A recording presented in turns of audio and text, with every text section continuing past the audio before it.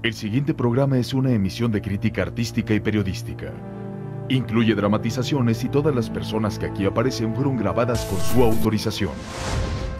El espectáculo hispanoamericano ha producido historias dramáticas en las que sus figuras míticas pasaron a la inmortalidad a costa de sus dramáticas tragedias.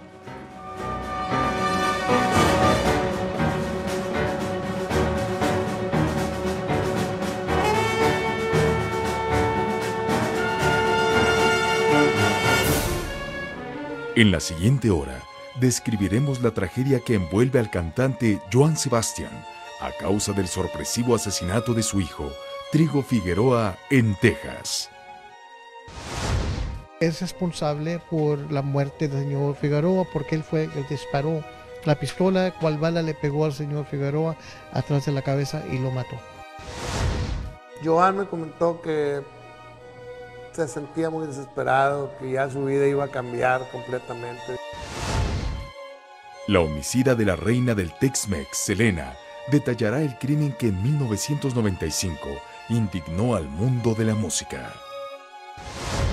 Él sabía bien que yo andaba robando, que yo quería hacer daño a Selena y que toda la semana yo estaba en Corpus porque yo andaba planeando la muerte de ella. Selena se desangró antes de llegar al hospital. Se desangró por dentro, no por fuera, sino que por dentro, por donde se había reventado la arteria. Y al llegar al hospital ya había fallecido. Conocerás la ejecución que terminó con la vida del famoso conductor Paco Stanley y colocó en la cárcel a Mario Besares. Vida, vida nada me debes. Vida, estamos en paz. Reviviremos los aterradores momentos que llevaron a la muerte a la actriz Mariana Levy y el calvario que desde aquel momento ha sufrido su madre, la conductora Talina Fernández. En ese momento yo supe perfectamente que había fallecido, ¿no? Me acerqué, le tomé la mano, que estaba ya fría. No se enteró que se iba a morir. Si bien tuvo un susto espantoso, lo que sintió es que se iba a desmayar.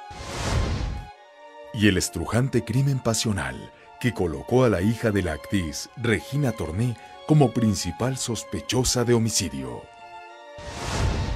Ay, mi hijita no hizo nada. Mi hijita hizo algo hizo, por eso está ahí metida. A mí me dice el resultado de la necropsia, que fue victimada mediante ahorcamiento. En las últimas 5 décadas, enfermedades, adicciones, accidentes, secuestros, suicidios y terribles homicidios han producido las experiencias más dramáticas del espectáculo hispanoamericano.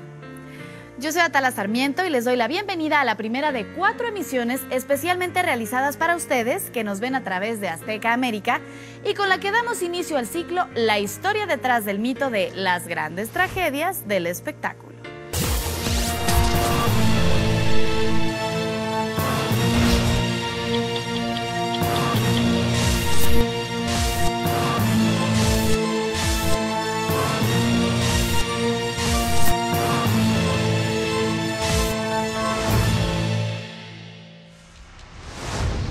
El 2006 ha sido un año trágico para el espectáculo latinoamericano.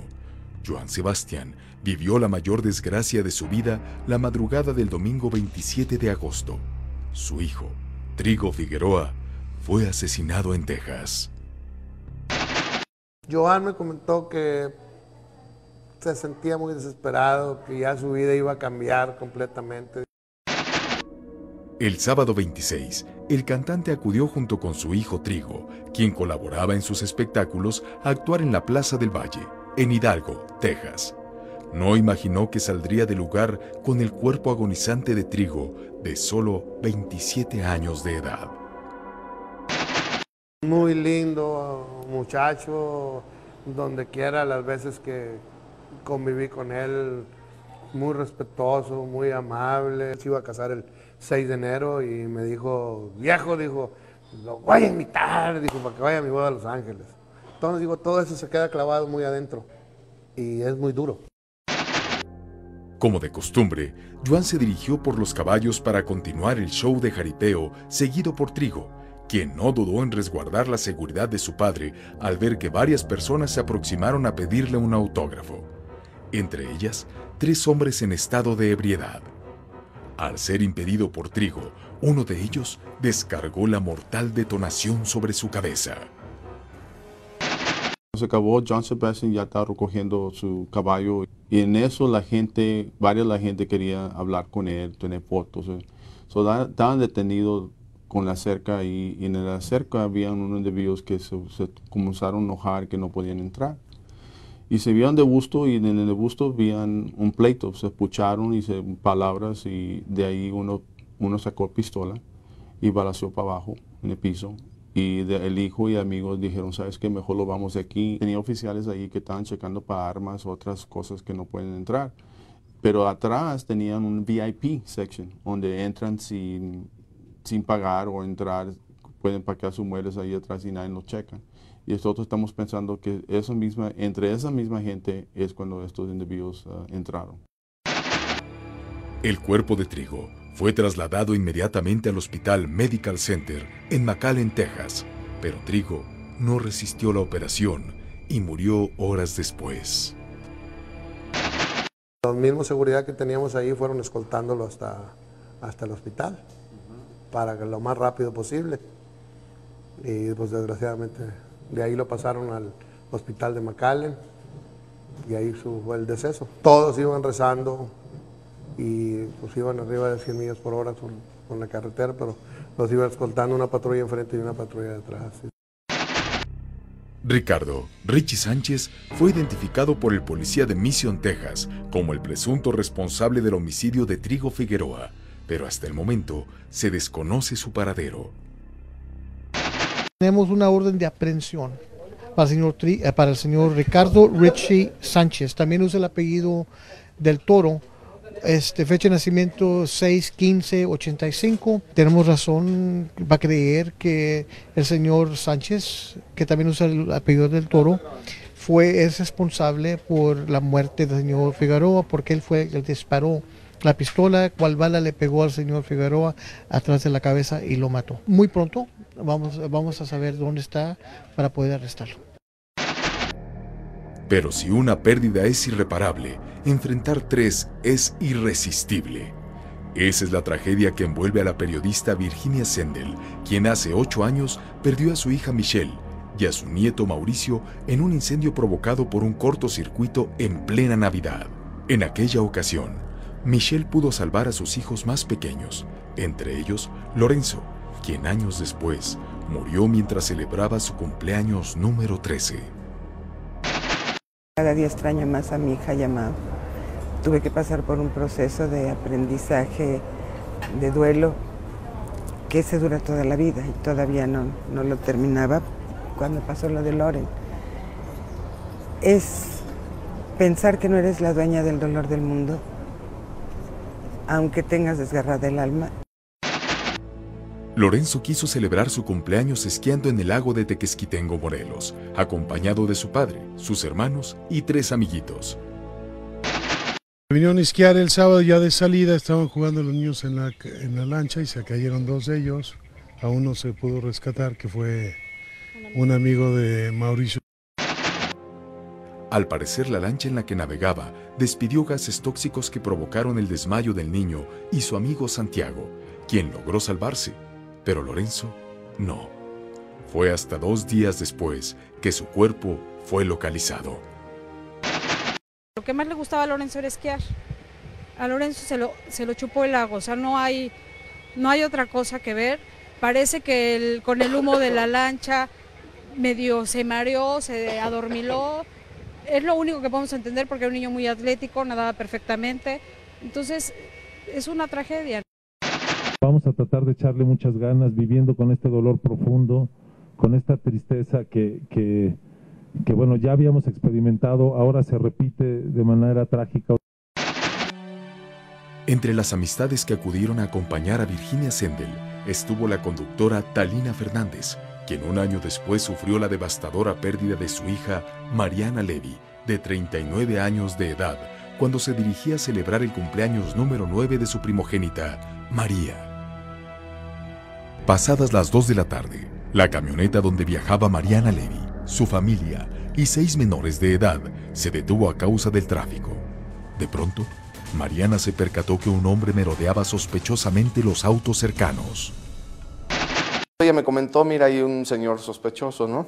En ese momento yo reaccioné, lo vi, efectivamente lo vi sospechoso, pero sin pistola y sin nada.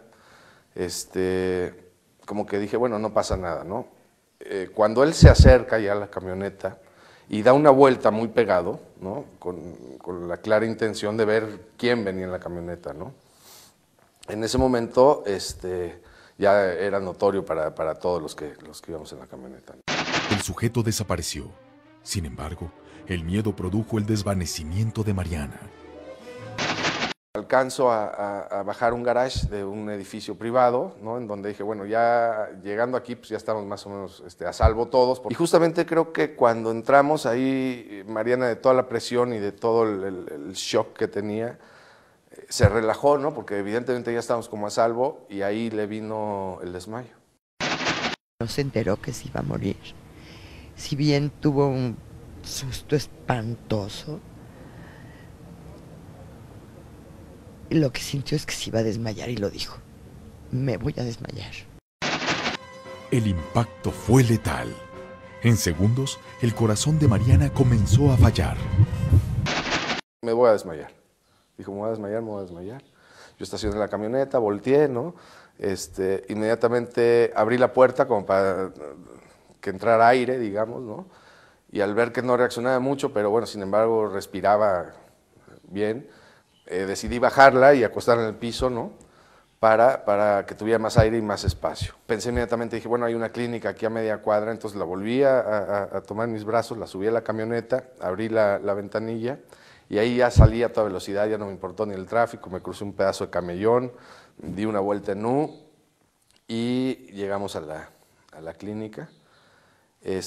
Ya tenía como espasmos, ya respiraba como mucho más pausado, digamos, ¿no? La bajé, entré a la clínica gritando un doctor, auxilio, y la recosté en un sofá, ¿no? Y bueno, más tarde llegaron los primeros doctores, hicieron los primeros intentos de resucitarla, ¿no? De darle respiración, y al no reaccionar, yo fue la primera vez que sí pensé que algo más grave estaba pasando. Cuando vi el último intento de los paramédicos, en ese momento yo supe perfectamente que había fallecido, ¿no? Me acerqué, le tomé la mano, que estaba ya fría.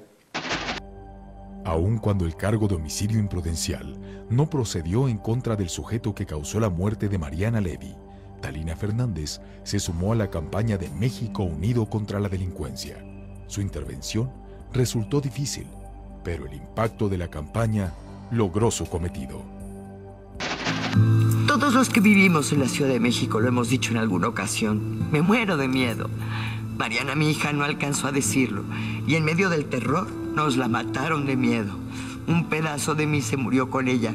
Pero lo que me queda de vida tiene la fuerza para exigirles, rogarles a las autoridades respetar nuestro derecho a la vida y que limpien la que hoy para todos es la ciudad del miedo. México, unido contra la delincuencia. Pero las tragedias que hoy nos sorprenden ocurrieron también en la época de oro del cine mexicano, donde el crimen y la traición desencadenaron uno de los homicidios más impactantes, el ejecutado sobre el actor Ramón Gay. La noche del 28 de mayo de 1960, Ramón Gay y Evangelina Elizondo regresaban de una cena en el restaurante Paseo. Minutos después, protagonizaron una dramática tragedia. Gay, quien era conocido como uno de los más populares galanes del momento, se ofreció a llevarla hasta su casa. Abordaron el automóvil de Soto, modelo 1958, propiedad del actor, y se estacionaron a las afueras de un edificio ubicado en la calle de Río Rin. Ahí permanecieron unos minutos, cuando apareció el ingeniero José Luis Paganoni, ex esposo de Evangelina, quien comenzó a agredirla. Prácticamente estuvo dando vueltas esperando a que llegara. y al llegar el carro de Ramón Gay en compañía de Evangelina, los abordó, por la portezuela, por la ventanilla del lado de ella, que venía sentada en el asiento del copiloto, digamos. Gay enfrentó a Paganoni, pero cuando éste trató de jalonear a Evangelina, le dio un puñetazo en el rostro que lo hizo trastabillar. La agresión desencadenó la furia de Paganoni, que instintivamente sacó una pistola Walther calibre 38, con la que disparó en 3 ocasiones. Una bala golpeó el piso, otra asestó en la mano izquierda del actor y la tercera se alojó en su pecho. Ellos dos estaban haciendo una obra de teatro. Evangelina traía problemas con el marido.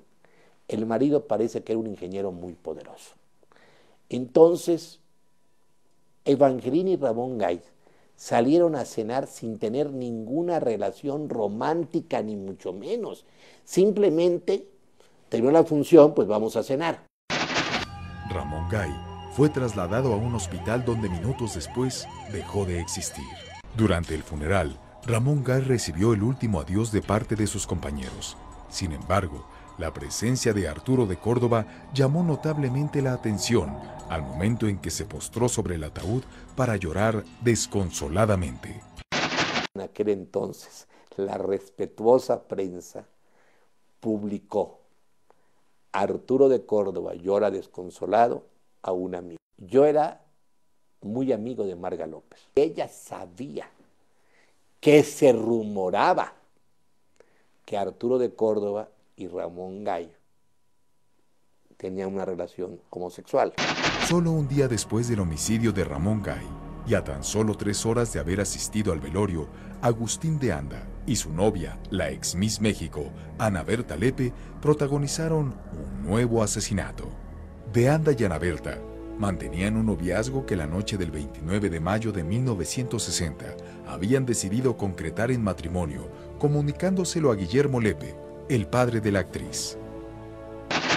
Y el señor Lepe dijo: mejor regresas esa botella, porque no vamos a tener por qué brindar.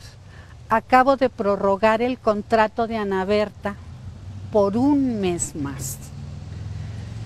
Obviamente eso le molestó mucho a Agustín. Se hicieron de palabras.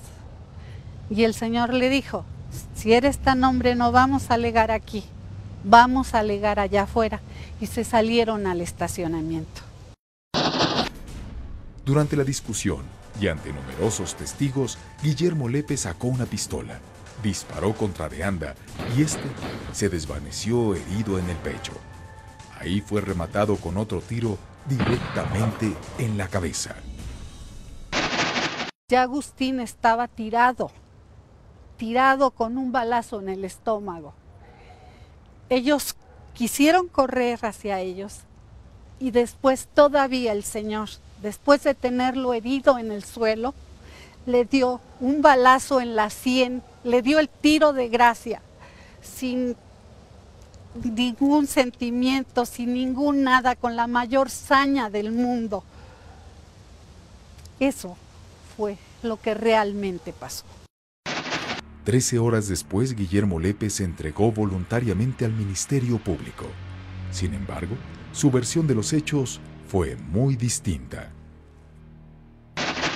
Que Agustín le dijo al papá que no se iba a casar con ella porque ya la conocía como mujer. Y que allá fue cuando el papá perdió los estribos y lo mató. Esa versión es totalmente mentira. Le estoy diciendo que es entre sábado y domingo. Él iba a fijar la fecha de la boda. Papá Lepe le dijo: no te vas a casar con ella. ¿Y sabe por qué no se iba a casar con ella? ¿Por qué no quería el señor que se casara con ella? Porque el príncipe Sukarno había conocido a Ana Berta y le había ofrecido grandes riquezas al señor, como para que en su vida se tuviera que preocupar de nada ya nunca más. Guillermo Lepe fue sentenciado por el delito de homicidio e ingresado al penal varonil de Santa Marta, donde permaneció 4 años y medio. Pero un hotel se convirtió en escenario de uno de los homicidios más repudiados de la última década, causando indignación entre el público al mostrar el fanatismo criminal en su máxima expresión. El que cobró la vida de Selena. Mediodía del martes 20 de diciembre de 2005, la cantante María Caruna recibió una llamada telefónica. Era María Bernardina Ventura, empleada doméstica de su padre, el actor José Roberto Gil, quien la alertó de la misteriosa y extraña desaparición de su padre.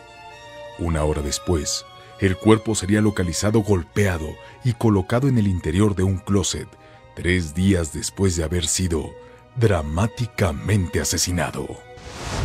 Sí, en el closet. Terror, de película de terror. O sea, es algo que no le deseo a nadie. El actor, director, compositor y escritor de teatro, cine y televisión, perdió la vida en circunstancias sumamente extrañas. Solamente las lesiones que presentaba, que les comento, en cara principalmente, en cráneo y a nivel de tórax. Esto comúnmente es indicativo de que no hubo un forcejeo, no hubo una lucha. María Bernardina Ventura, quien desde hacía varios meses laboraba como empleada doméstica de José Roberto Gil, entró al departamento el 20 de agosto de 2005.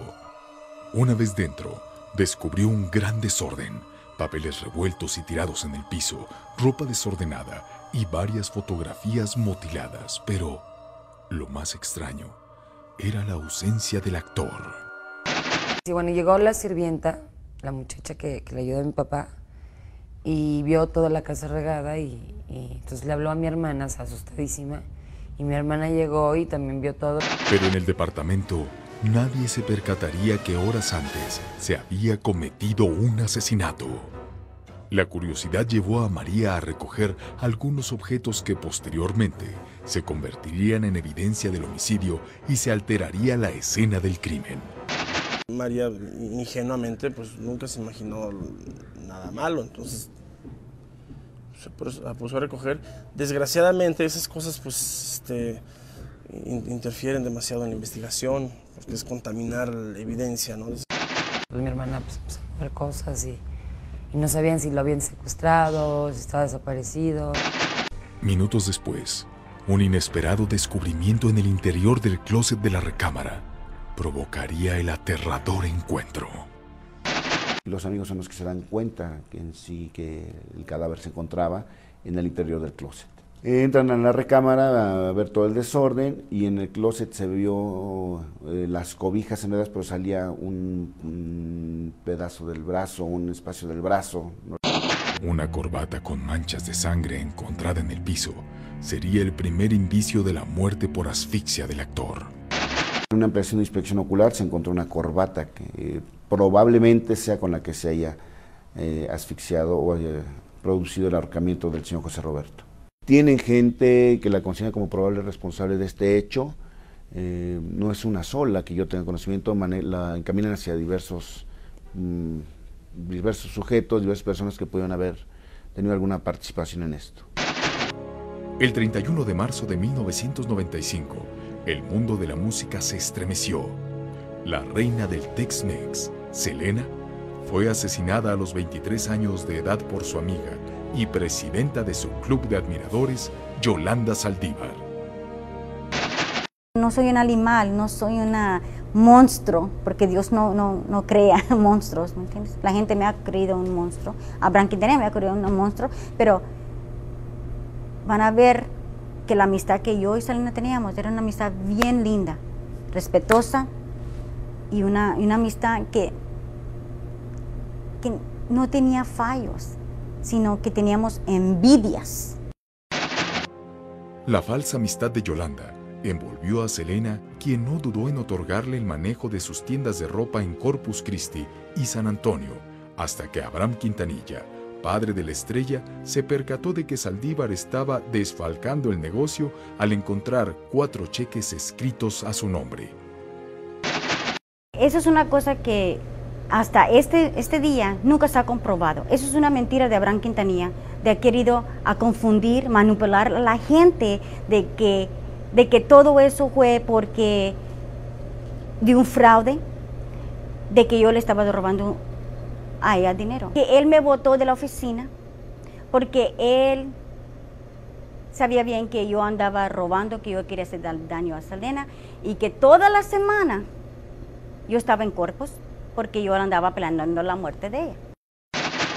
Varios cheques de los negocios de Selena, hechos, escritos por Yolanda Saldívar, para Yolanda Saldívar, firmados por Yolanda Saldívar y depositados en la cuenta de Yolanda Saldívar, sin explicación ninguna por qué se hicieron esos gastos. Y teníamos muchos cheques así, mucho dinero que se perdió sin ninguna explicación.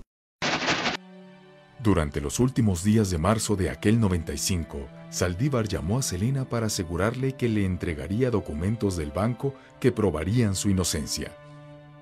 Yolanda viajó a Monterrey y al cruzar la frontera volvió a llamar diciendo que había sido violada.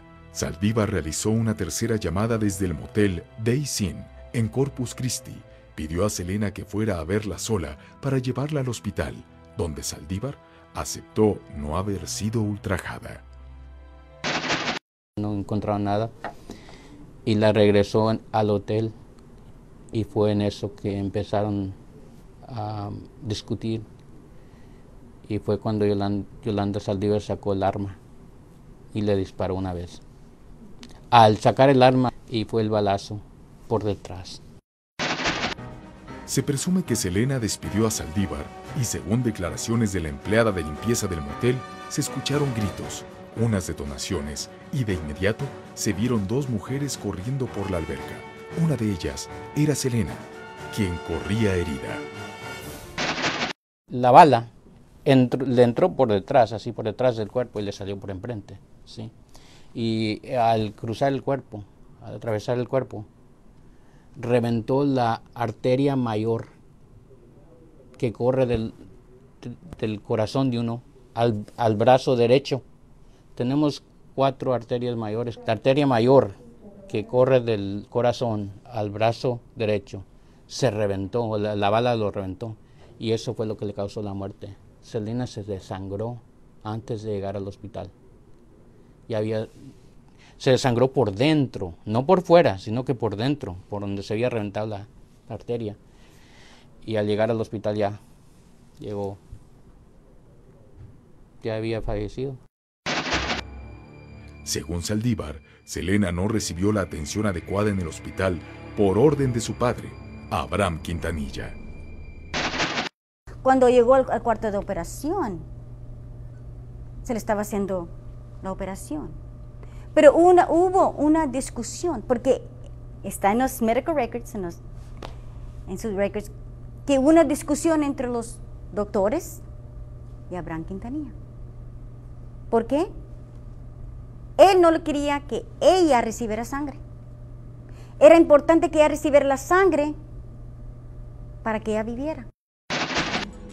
Tras el homicidio, Yolanda Saldívar se mantuvo durante 10 horas en su camioneta estacionada en el motel, amenazando que se suicidaría. Finalmente, fue arrestada. Lo que mi abogado presentó al jurado es que fue un accidente. ¿Se le disparó a usted la pistola accidentalmente, Yolanda? Sí, se fue la bala. ¿Usted no la quiso matar? No, nunca. ¿Por qué cargaba una pistola? El 13 de marzo de 1995, yo me fui a ver a Selena porque ella me habló. Y le dije, ¿sabes qué? Aquí se termina nuestra amistad, aquí se termina, yo no voy a trabajar contigo porque es mucho, tu padre está contra ti, está contra tu negocio, yo no puedo soportar las amenazas de tu padre. Por eso yo traía esa arma, porque ella misma me habló ese sábado y me dijo que me cuidara, porque mi vida peligraba. El disparo fue accidental. El jurado escuchó toda la evidencia, todo el testimonio, Inclusive escucharon el testimonio de un experto en armas que testificó que esta arma estaba diseñada o estaba hecha en modo para evitar que hubiera un disparo accidental. Tenía safety, que le llaman seguridad. En el juicio en Houston, el señor Quintanilla dio testimonio, bajo juramento, que él nunca había amenazado a nadie, que él no le había hecho nada a Yolanda Saldívar, que no había ninguna, de todas estas cosas que estaba diciendo Yolanda Saldívar que ocurrió, que no había ocurrido nada. Yolanda Saldívar fue condenada por el homicidio de Selena. Desde hace 10 años permanece en la prisión de Gatesville, en Texas. La sentencia en este caso fue una sentencia de cadena perpetua, o sea, vida en la penitencia. El jurado, que escuchó toda la evidencia, encontraron que la sentencia debía ser de por vida, porque tomó la vida de Selena y la sentencia, como le hemos calculado nosotros, ella fue encontrada culpable y sentenciada en 1995. Tiene que estar encerrada hasta el año 2025, antes de que le toque la primera oportunidad de aplicar para libertad condicional. Y no puede aplicar antes. En 1997, una noticia paralizó al público y la prensa. 24 detonaciones, 4 de ellas directamente hechas sobre el rostro del conductor Paco Stanley, produjeron la ejecución más trágica del espectáculo. El 7 de junio de 1999, en punto de las 8:30 de la mañana, Paco apareció en pantalla en su famoso programa Una tras otra.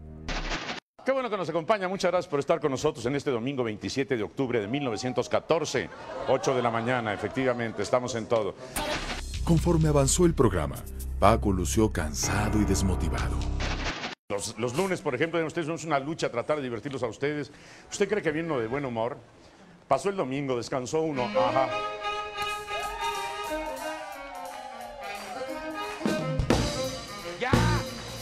Ya. No vuelvo, ya, hombre, ya. Ya.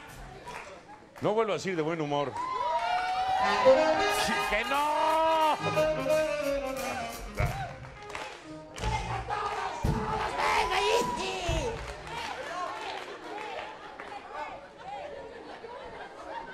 No sé cómo le haces de veras con el pie roto y para estar de buen humor. Sin imaginar lo que le esperaba, Paco despidió por última vez su programa. Quiero decirle una mala noticia. Ya nos vamos. Pasadas las 11 de la mañana, Paco llegó al estacionamiento de TV Azteca. Abordó junto con Besares y Gil la camioneta manejada por Jorge García Escandón. Le seguían Enrique Gabriel Tamayo, escolta de Paco, y José Luis Rosendo Martínez, asistente de Mario en el auto de este. Siempre se preguntaban ellos a dónde iban a desayunar. Y Paco decidió ir al Charco.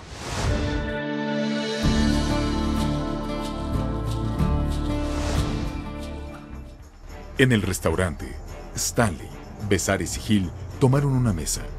Otra fue ocupada por Enrique Gabriel Tamayo, escolta de Paco, José Luis Rosendo, asistente de Mario, y Jorge García Escandón, colaborador de Stanley. Durante el desayuno, Besares recibió una llamada, la que contestó alejándose de Stanley y Gil. Tras desayunar, Mario se llevó las manos al estómago. La comida, dijo, le había hecho daño. Inmediatamente se dirigió al baño, seguido por Paco, quien dejó a Gil el pago de la cuenta. Entramos al baño juntos, que es una ironía, ¿no?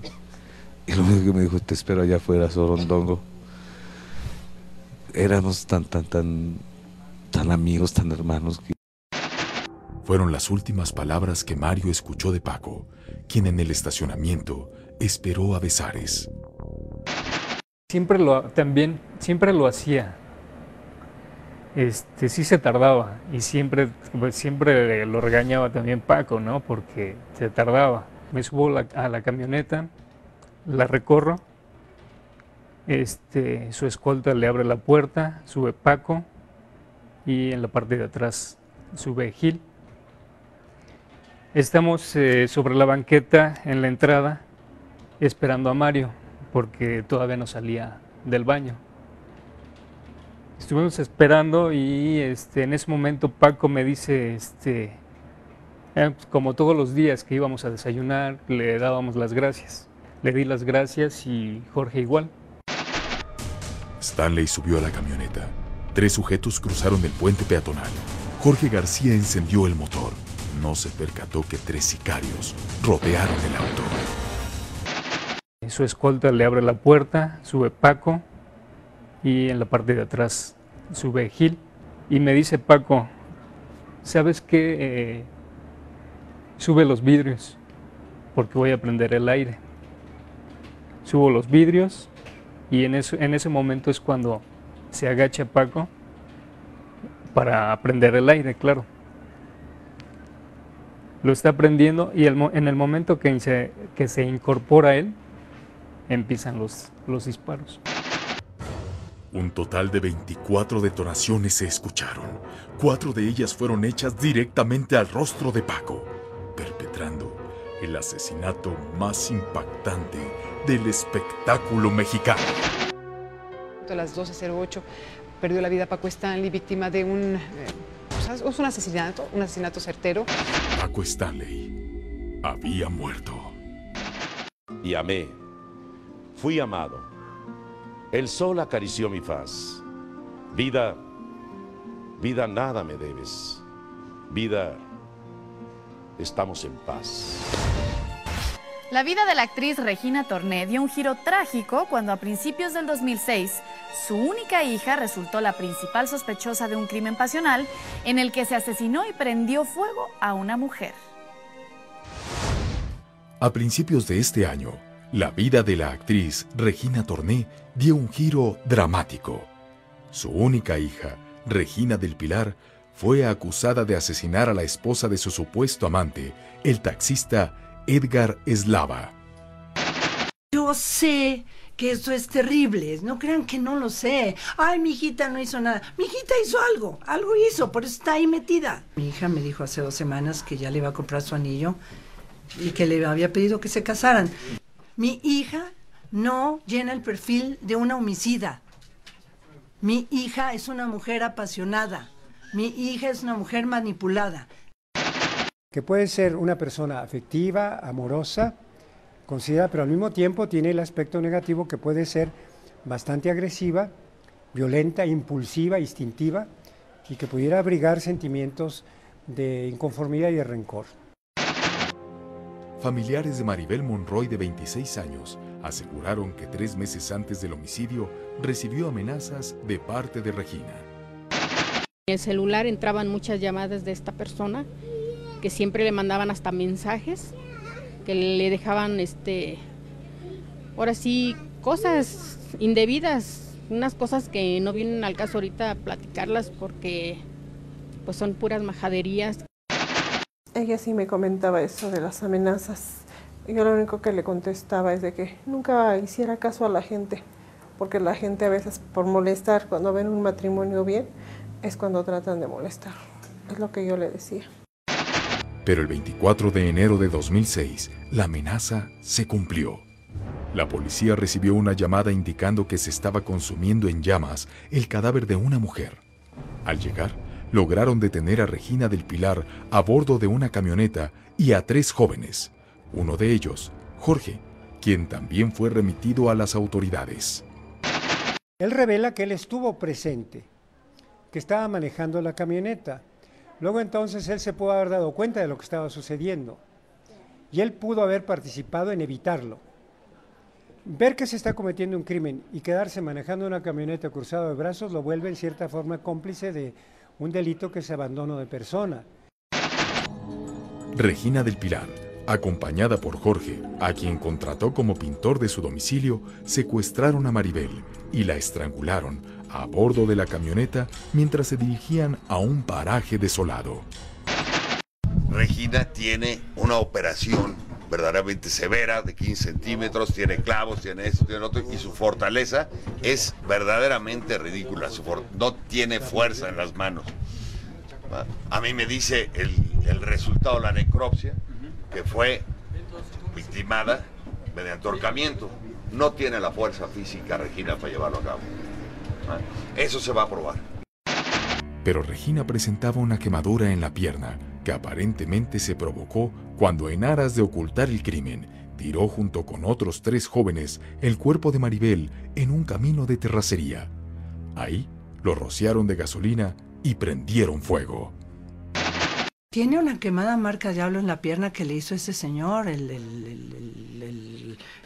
Jorge ese. Yo nada más digo que si yo voy a hacer una cosa de esa índole, yo no me autoquemo las piernas.